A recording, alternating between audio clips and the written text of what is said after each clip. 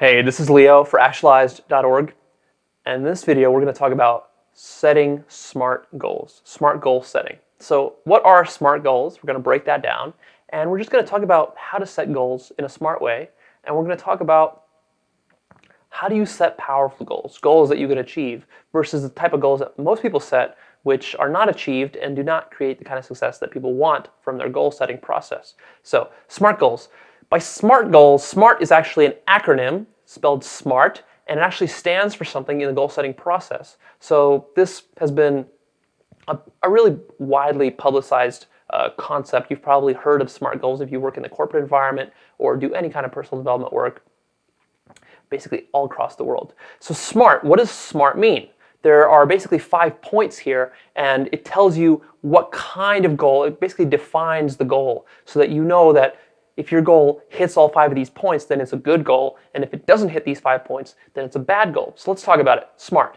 And I'm going to list each one item, each letter in the word SMART, and then I'm going to go through and in detail talk about each point. So first is specific. The S in SMART stands for specific. Your goal needs to be specific. The next point is M, measurable. The next point is A, attainable. The next point is R, realistic. And the final point is T, timely. So those are the 5 points of a SMART goal. So you can literally use this as a checklist. That's how it's intended to be used, is that once you create a goal, you use this rubric, this checklist, and you go through and you ask yourself, is it SMART? Is it specific, measurable, attainable, realistic, timely? Now, you can probably, just from what I've said right there, already get a lot of value if you just go and analyze all your goals based on that simple model without even any further explanation, because these ideas are self-explanatory. But let me go into some of the nuances here, and then I'm going to actually give you my improved version of the goal setting process, because I think that SMART is okay, but I think that there's a better way to think about goals than to use this SMART checklist. And in fact, I don't really use it. I don't find it as valuable as some other ideas that I have. So SMART, specific. I think actually this is the most valuable component of the whole SMART 5-part system, is that your goal needs to be specific. And I do buy into this idea. I think it's really, really important that when you create a goal, you try to specify it in as much detail as possible. The biggest reason that people do not achieve their goals, besides the fact that they don't really set goals, is that they're not specific. A vague goal, like I want to lose some weight, or I want to get into a relationship, or I want to make more money, or I want to improve my wardrobe. Like, these are very vague goals. If you set a goal like that, then what tends to happen is first of all, I would not even call this a goal. This is not a goal. This is a vague desire that you have. And a vague desire is not a goal, and it's not going to accomplish anything like what a goal will accomplish. To set a good goal, you need to be very specific. That means details, as much imagery and as much detail as you can. So for example, if you want to live in a nice house, instead of saying, I want to live in a nice house or a nice place, you specify, where exactly do you want to live? What size of house? Like, what location? What city? What part of the city? How many bedrooms? Like, be very, very specific. So maybe you want to live in San Diego. Okay, you want to live in San Diego. What part of San Diego? Do you want to live in a suburb? Do you want to live in a condo? Do you want to live in a high-rise? Do you want to live in a duplex? Do you want to live on the beach? Do you want to live in a city? Where? Okay, let's say you want to live in a high-rise. Okay, you want to live in a high-rise? How many square feet should it be? Which direction should it be looking? Should it have an ocean view? Should it have a city view? Should it be near a good school? Should it be near some clubs or some restaurants? Like, what are the details of all that? How much should it cost? Do you care how much it costs? Go ahead and fill in all those blanks.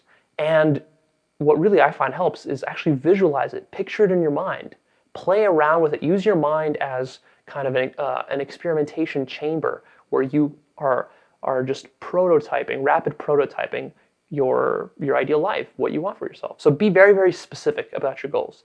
Drill down on them. This is huge. The next point is measurable. How are you going to know when you've achieved it?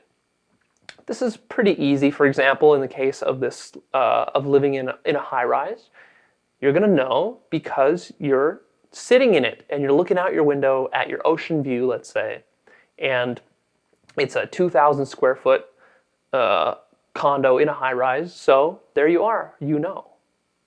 But it's important that you do have that kind of measurable point specified, so you can measure that easily. So if I ask you, have you achieved your goal to live in San Diego, you can easily say yes or no. You have some sort of objective metric by which you can tell. And I can look at it and say, yep, you're right, you did or you didn't.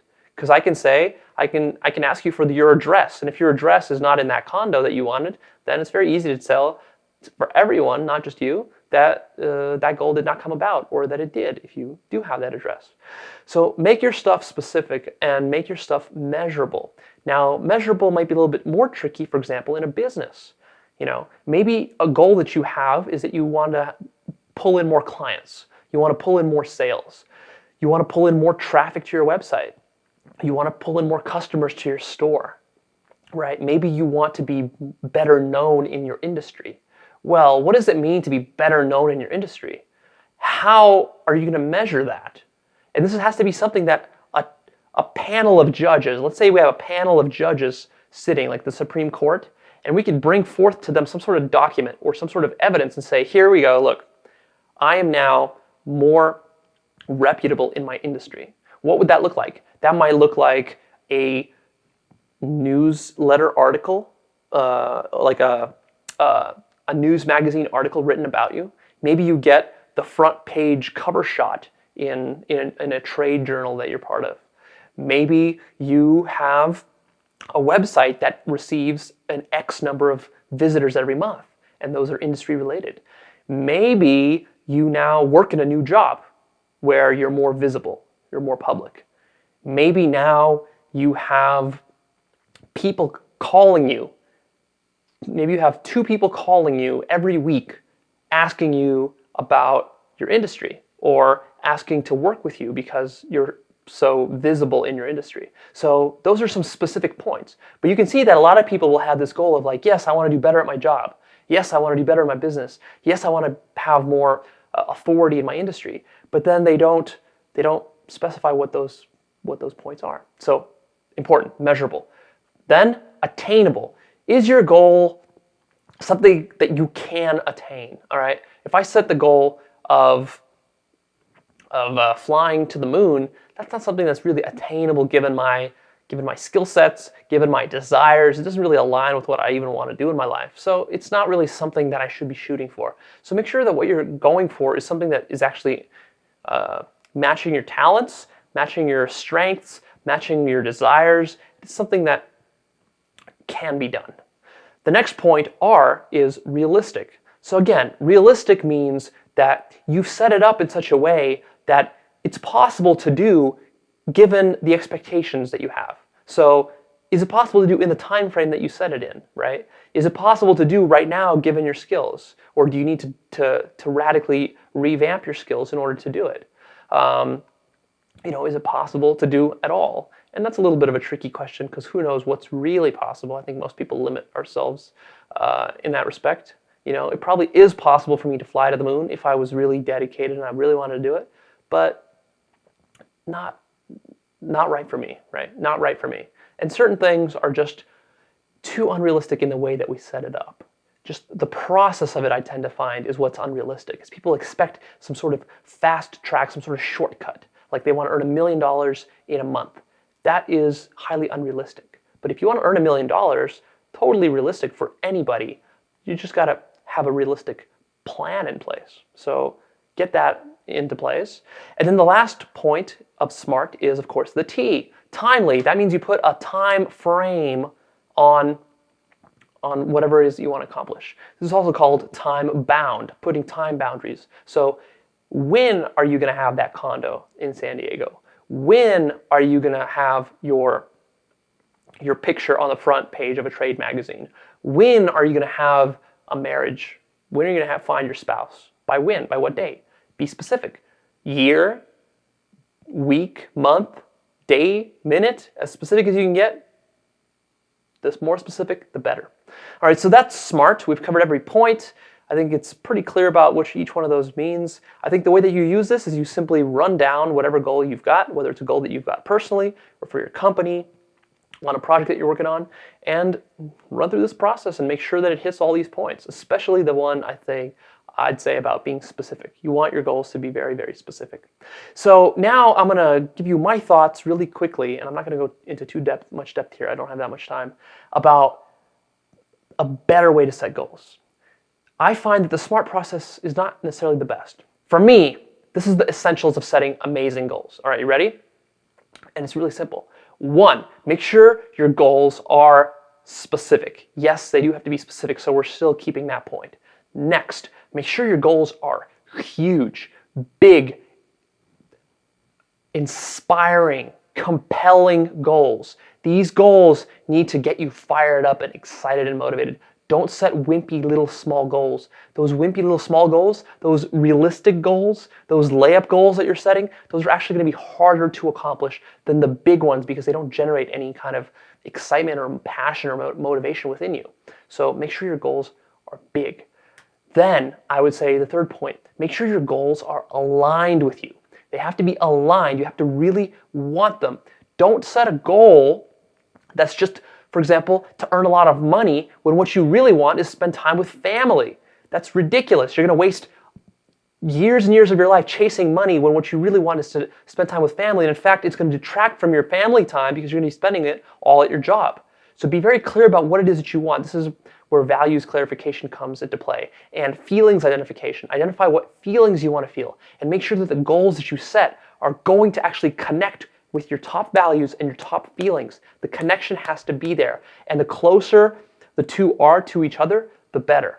You don't want some long circuitous route where you say, well, if I go and earn more money, then I can start another business, then that business will earn even more money, and then that money will allow me to then retire, and then when I retire, I can finally spend time with my family. Yeah, good luck doing that. Why would you want to create that? That's totally wrong. If you want to spend time with your family, go directly to what is going to get you to spend time with your family, right? Okay. And then the next point is look at your goals, visualize your goals in as much detail as possible every single day. For me, I've made a mental rule for myself, a law.